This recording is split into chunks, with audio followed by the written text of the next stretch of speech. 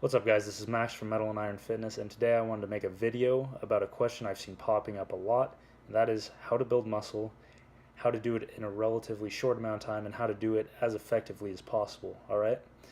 I've seen this question asked a lot lately, and there doesn't seem to be too clear of a consensus on how to do this. I'm going to give you four concepts, four ideas that are just cold hard facts, nothing anecdotal, and these are four ways that you can optimize your muscle gain. And if you optimize all four of these things, they'll work together synergistically and they'll all have ripple effects into each other. So, number one, eat in a caloric surplus in order to optimize muscle gain. All right. So, what is eating in a caloric surplus? Eating in a caloric surplus simply means that you are eating more calories every day than your body needs to, or that your body is burning throughout the day. So, an example, if you need 2,000 calories every day to maintain your body weight of X amount, in order to be in a caloric surplus, you would simply have to eat more calories than 2,000 calories. So, 2,100 calories, 2,200 calories, etc. This would put you in a surplus, and this would give you extra calories for fueling your workouts and for building up your body, adding on mass. All right. And I say that a caloric surplus is optimal to put on muscle, and I don't think it's absolutely necessary. I think a beginner could be eating more around maintenance and even in a deficit and still put on muscle. So I'm not going to say you have to be in a caloric surplus to put on muscle, but it is going to optimize how fast you're going to put on muscle. Me personally, I like to be in a relatively modest surplus. That way I'm not accumulating a bunch of fat, because then you'll have to go back and cut and bulk and cut rather than just mostly just bulking, a nice clean bulk forever. All right, so that's number one, and it's pretty important. A caloric surplus is a pretty important thing to be paying attention to. Best way to make sure you're in that surplus is to track your calories, which is what I do. All right. Number two, you should be optimizing the amount of sleep you're getting. Sleep is your most important tool when it comes to recovery. So you should be optimizing your sleep, both in quantity and quality. So you should be getting around 8 to 9 hours of sleep a night for optimum recovery. And quality of sleep, you should be going to bed between 9 and 11 p.m. To optimize the quality of sleep, you should be sleeping in a pitch black environment. You should be sleeping on something that's comfortable, that's not waking you up throughout the night. You should try to be sleeping through the night. And this, again, is very important. The more sleep you're getting, the more you'll be able to do in each training session and recover from. So I would definitely keep an eye on how much you're sleeping and really try to optimize that. All right. The third concept would be the concept of progressive overload. And if you don't know what this is pretty much just progressively overloading your muscles over time.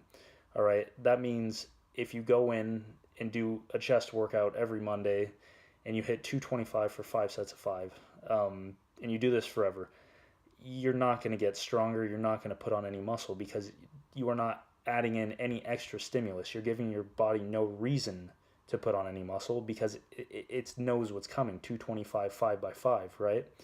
So this means you have to introduce more stimulus into your workout in order to continue to progress.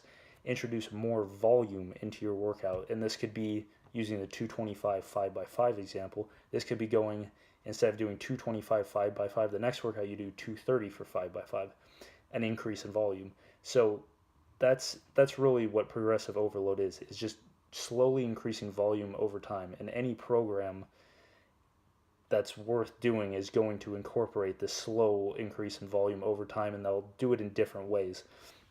And within progressive overload, there's other things you can optimize, of course, such as frequency, how many training sessions per week you're hitting a certain muscle, or you're performing a certain lift, the utilization of compound versus isolation exercises, how much of each you're doing, when you're doing them in your workout, etc. And then picking a program that's optimal for you. And if you're a beginner, I highly suggest going and finding a free program online and following it for at least 6 months, probably a year or two. All right.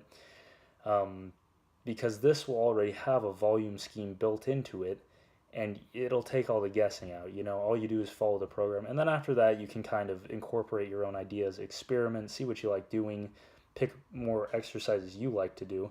But for a while, you should just stick to a program, even if you're not so sure about it, because when you're a beginner, what the fuck do you know? You got to start somewhere. So that's kind of just a brief understanding of progressive overload right there, and some of the concepts you can apply to progressive overload in order to speed up your progress and gain muscle faster. And then the last concept I wanted to touch on, and this one doesn't get talked about very much because it's not as quantitative, you could say, but this is simply to believe in yourself when you're lifting weights. You got to believe that you're getting stronger. You got to believe that you're putting on muscle. Whatever you believe, it's going to manifest itself into reality. And this could apply to anything in life. But if you go into the gym, you're doing your workout and you're psyched and you're saying, okay, man, I'm getting bigger, I'm getting stronger, this is great. I guarantee you're going to start getting bigger and stronger, So really just have a positive attitude and believe that the program's working, believe you're getting bigger, believe you're getting stronger, And that's a really important one that just doesn't get talked about a lot, all right?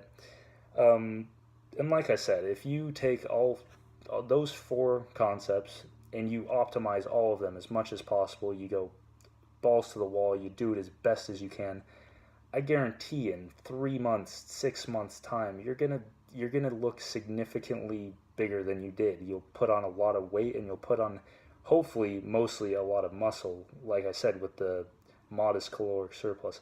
So that's really it, guys. Those are 4 just, proven ways that are going to help you put on muscle. Utilize them, do them the best you can, all right? And I really hope that helps you guys out and makes things a little bit clearer. So that's it. I'll talk to you guys later.